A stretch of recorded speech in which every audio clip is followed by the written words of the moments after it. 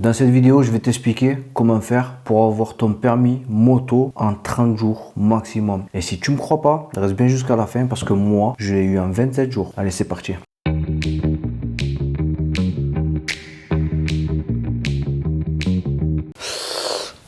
Les amis, c'est Jimmy, j'espère que vous allez bien. Aujourd'hui, on se retrouve pour un petit tuto dans lequel je vais vous expliquer comment faire pour avoir son permis moto en moins de 30 jours chrono. Donc restez bien jusqu'à la fin. Moi, le mien, personnellement, je l'ai eu en 27 jours. Je vais vous expliquer comment j'ai fait. Je suis pas plus intelligent qu'un autre. Je suis pas plus doué qu'un autre. C'est juste que j'ai mis quelques petites règles en place, histoire que ça aille super vite et histoire que je puisse tout décrocher du premier coup. Avant qu'on commence, je vous invite à m'ajouter sur Insta, Facebook, TikTok et éventuellement Twitter, X. Sur ces réseaux-là, je vais partager du contenu de ma passion, la moto, mais pas que. Si vous voulez apprendre à me connaître, je vous invite à m'ajouter sur ces réseaux sociaux. Et en même temps, en plus, ça me donne de la force. Allez, c'est parti. Bon, étape numéro 1, le code. Bon, je sais. Pour la plupart d'entre vous, c'est une barrière. Pour moi aussi, c'en était une. À l'époque, quand j'avais pas mon permis moto, rien que de penser code, laisse tomber, j'avais la flemme. Et je sais que beaucoup d'entre vous se lancent pas juste à cause du code. Alors, je vais vous donner une technique qui a fait que moi, le code, j'ai réussi à l'avoir en 3 jours. Oui, 3 jours, c'est pas des conneries. Alors, cette astuce, c'est une application. Alors, cette application, elle s'appelle Examen Moto. Attention, avant qu'on commence, je tiens à vous dire un truc. Alors, j'ai pas de partenariat avec eux. J'ai pas d'affiliation ni quoi que ce soit. J'ai rien à gagner à vous faire télécharger cette application. Moi-même, je l'ai payé.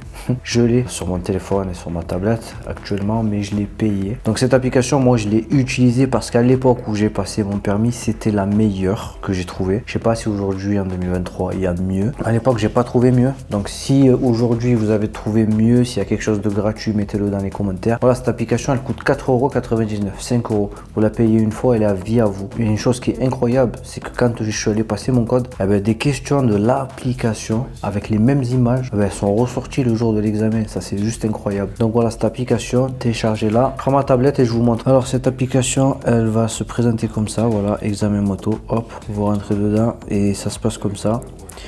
Donc vous avez examen moto 2023, voilà, épreuve théorique, code ETM, et vous avez des épreuves pratiques, plateau et circulation. Donc cette application, elle est vraiment bien parce qu'en fait, dans la théorie que là vous allez pouvoir, si je clique, voilà, le mode apprentissage, c'est si vous voulez apprendre à passer le code. Le mode examen, c'est que vous vous mettez comme le jour de l'examen, vous passez votre code de la route avec des questions, voilà. Et après vous avez les fiches de révision, hein, si vous voulez réviser. Donc ça, c'est vraiment le top. Et ensuite, en dessous, vous avez l'épreuve plateau. Voilà, si vous cliquez dessus, vous allez avoir des explications sur le plateau. Moi, perso, cette partie-là, plateau, je l'ai même pas regardé. Voilà, pour passer mon permis, j'en ai pas eu besoin. J'ai tout appris sur le terrain. Voilà, la circulation, vous avez aussi là. Voilà, c'est pas mal. La circulation aussi, j'ai pas regardé. Bon, on revient au code. Alors, le code, ça se présente comment? Donc là, vous avez le mode apprentissage. Voilà, vous pouvez choisir un thème si par exemple, je sais pas, vous n'êtes pas à l'aise sur la route, sur les autres usagers de la route, la réglementation générale et divers, portée secours. Voilà, s'il y a un thème que vous voulez réviser, que vous maîtrisez pas. Sinon, moi, j'ai pas utilisé ça du tout. Moi, j'ai fait que du mode examen. D'entrée de jeu, voilà, j'ai balancé les questions. Alors, quand j'ai téléchargé l'application, le premier jour, je faisais du 20-25 fautes. Franchement, j'étais nul à chier. Mais à la fin de cette première journée, j'étais déjà descendu, je crois, 15 fautes. Après, le second jour, je crois, j'avais réussi à faire du 8 fautes, 8 ou 7 fautes. Et le troisième jour, au matin, je faisais du 2 fautes, 1 faute, 2 fautes, 1 faute, 0 faute de temps en temps. Voilà. Donc du coup, j'ai appelé un contrôle technique qui était pas très loin de chez moi. Et je l'ai passé en candidat libre et boum, je l'ai eu, hein. J'ai eu un 38 sur 40, donc sans forcer, vraiment. Il était super facile, voilà. Ce qui est bien en plus avec cette application, c'est que si vous faites, par exemple, vous mettez en mode examen, vous le faites 10 fois le matin, et 3-4 fois à midi, et 5-6 fois le soir. Après, à force, vous allez faire des fautes, vous allez pouvoir choisir un mode dans lequel va sortir seulement les questions où vous avez fait faux. Donc du coup, ça va vous entraîner sur les questions où vous avez fait faux, et ça, c'est vraiment un truc de fou. Voilà, donc voilà, hein, l'application se présente comme ça. Super ludique, super facile. Voilà, je répète, j'ai rien à gagner moi à vous faire télécharger cette application. Voilà, moi cette application je l'ai pris parce qu'à l'époque c'était la plus intéressante. J'ai cherché sur les réseaux sociaux, sur internet, de partout. C'était elle la meilleure. Je dis pas qu'aujourd'hui c'est toujours la meilleure. Il y en a peut-être d'autres, mais s'il y en a d'autres, marquez-le dans les commentaires. N'hésitez surtout pas, hein, ça aidera quelqu'un. En attendant, moi j'ai fait avec ça. Du coup, pour l'avoir vite en fait, je me mettais dessus le matin pendant 1 heure ou deux. Quand j'en avais un peu marre, je faisais ce que j'avais à faire. Ensuite, entre midi et 2, après le repas, avant de faire la sieste, je me mettais 1 heure dessus. Après, à 4h30, je me mettais 1 heure ou deux dessus. Quand j'allais au chiottes, je me mettais 30 minutes dessus. Et le soir, 1 heure ou deux dessus. Dès que j'avais rien à faire, au lieu d'aller sur les réseaux sociaux, au lieu d'aller sur Instagram, au lieu d'aller regarder des trucs, des bêtises, je me mettais sur l'application, je faisais des séries, limite, je m'amusais. Et croyez-moi, hein, je suis passé de 25 fautes le premier jour à 2 fautes le troisième jour. Quand j'ai vu que le matin, au troisième jour, je commençais à faire 2 fautes, j'ai appelé un contrôle technique. J'ai pris un rendez-vous, ils m'ont donné le rendez-vous l'après-midi même. Je suis allé, je l'ai passé, je l'ai eu. 38/40, easy, ok. Voilà, moi faut savoir que j'ai pas passé le code dans l'auto-école parce que aller à l'auto-école, faire une série de codes et ensuite revenir le lendemain faire une série, non, on n'avance pas comme ça. Le plus rapide c'est prendre l'application, tu peux te massacrer chez toi, Tu en fais 30, 50, 70 dans la journée, crois-moi que même en 2 jours tu peux avoir le code, ma parole. Si vraiment tu te donnes... Tu te massacres la tête. Si vraiment tu te donnes les moyens, tu peux l'avoir facile. C'est pas du tout difficile.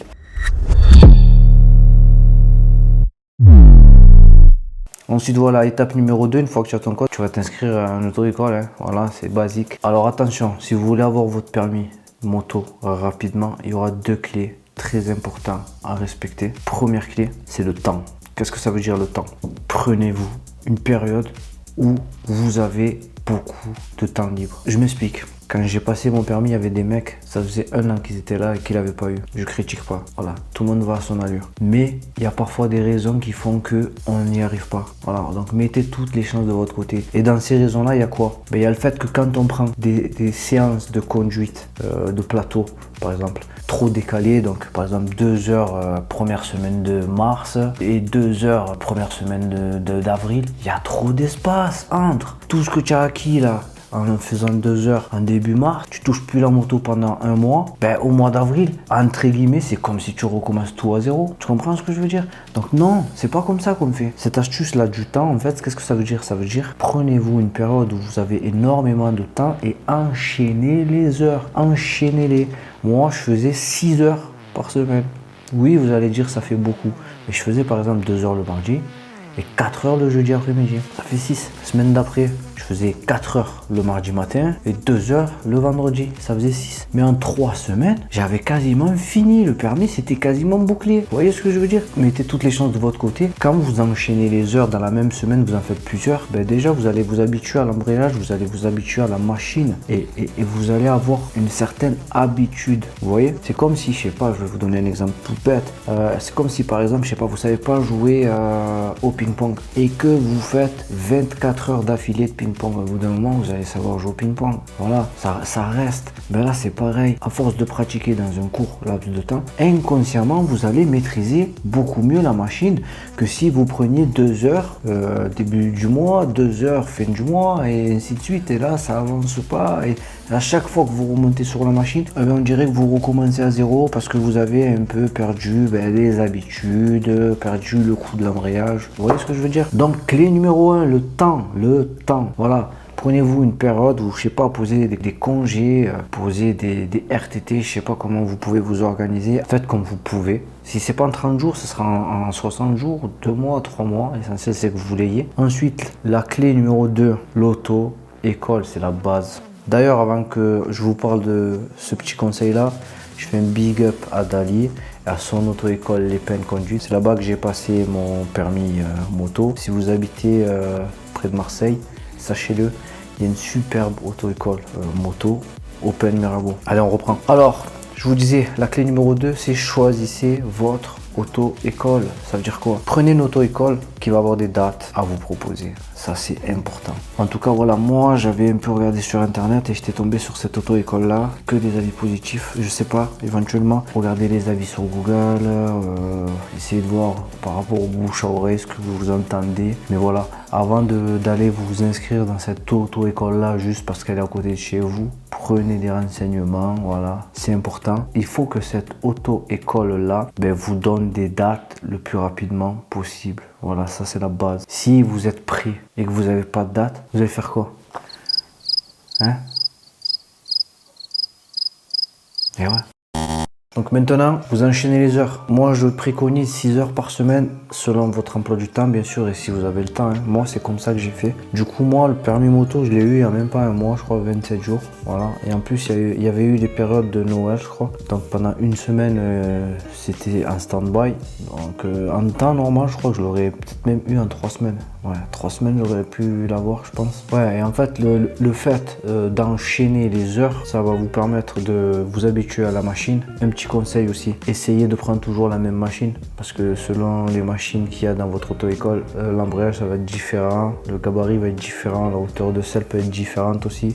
Ça peut-être aussi ne pas être les mêmes marques de moto. Donc un conseil, restez toujours sur la même moto. Voilà. Et le jour de l'examen, c'est pareil. Vous prenez cette machine que vous connaissez par cœur. Ne vous amusez pas à faire des tactiques là. Et à la dernière minute, prendre une machine que vous connaissez pas. Ça, non, next.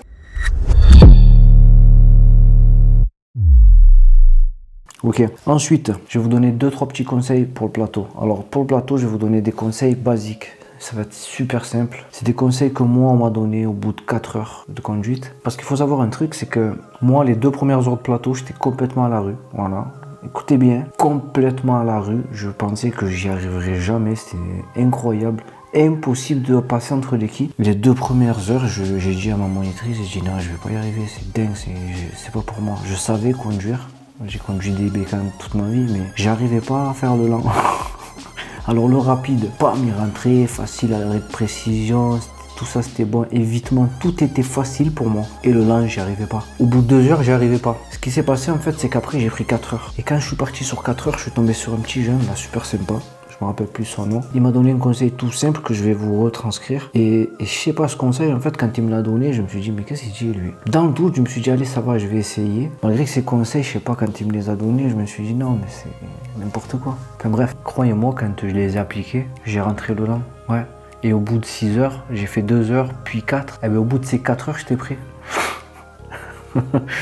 Juste parce que j'ai appliqué ces conseils. Et après, c'est une histoire de confiance.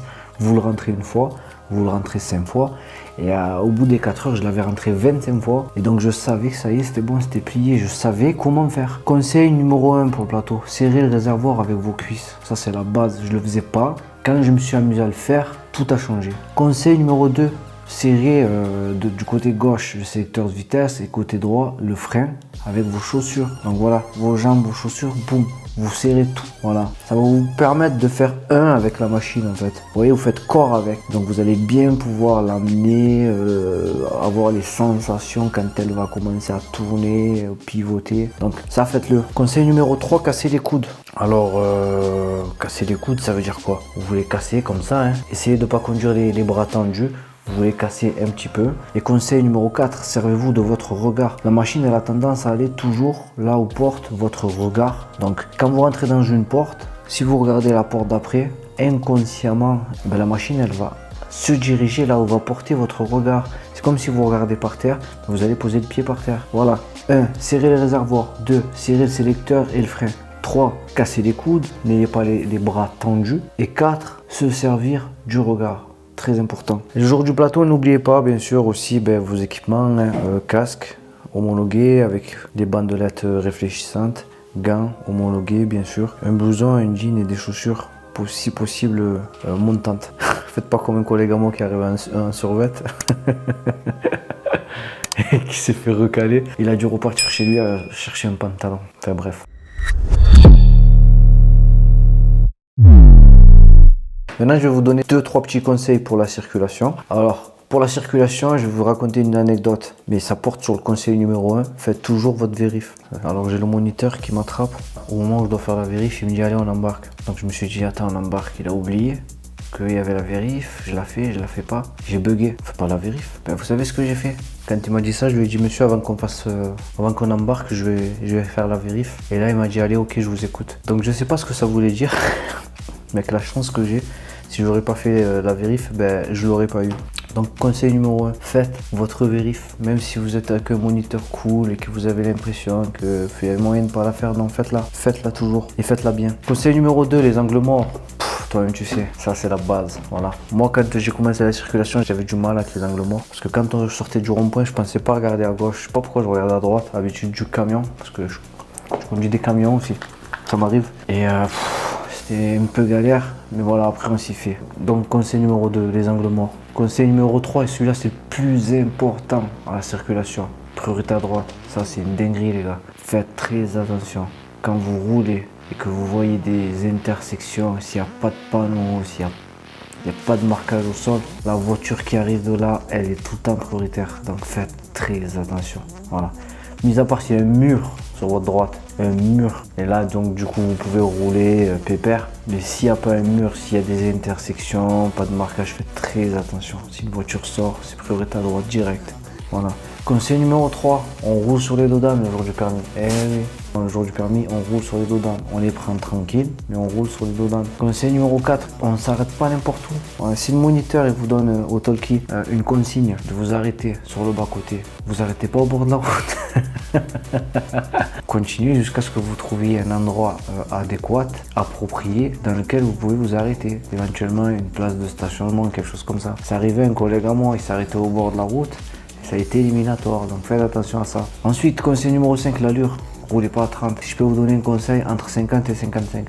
Voilà. Moi, le jour de l'examen, je roulais tout le temps 50, 48, 50. Ben, 2-3 fois, il m'a demandé d'accélérer. Donc, j'ai même cru que j'aurais pas le permis, mais au final, je l'ai eu. Mais voilà, mettez-vous entre 50 et 55. Voilà, attention, il ne faut pas aller à 60. Entre 50 et 55, c'est bon. Bon les amis, j'espère que cette vidéo vous aura fait plaisir. Si c'est le cas, un pouce, un abonnement, il y en a assez, ça fait plaisir. Sur ce, je vous dis à bientôt. On est ensemble, je vous fais la bise. Ciao, ciao.